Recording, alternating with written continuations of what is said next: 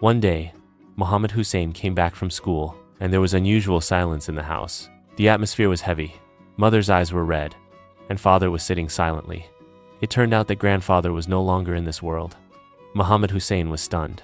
He loved his grandfather very much. He used to tell him stories every night, and gave him blessings every morning. Grandfather's last gift. 3 days later, the mother handed Muhammad Hussein a worn envelope. "This is your grandfather's last letter, which he wrote for you." Muhammad Hussein opened the envelope with trembling hands. Who?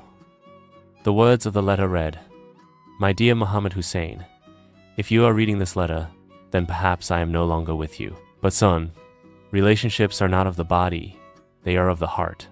My wish is that you become a righteous, truthful, and compassionate person. Time is very precious, do not waste it. Be friends with books, respect elders, and love the young. There is an old diary in my cupboard. It is yours, it contains the stories of my life. Always keep smiling, because your smile is my greatest prayer. Your grandfather, whom you called Dado." Dado's diary.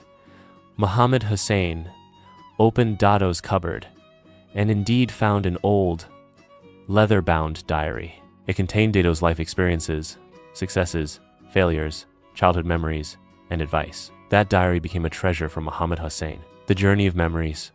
Every night he would read his grandfather's letter and diary, and thus felt that his grandfather was still with him. One day he said to his mother, "Mom, grandfather hasn't gone.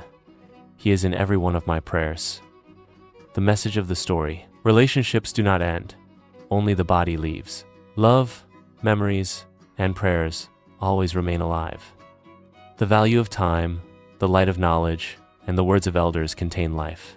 If you like this video, then like, comment, subscribe to my YouTube channel, and don't forget to press the bell icon button for more interesting videos.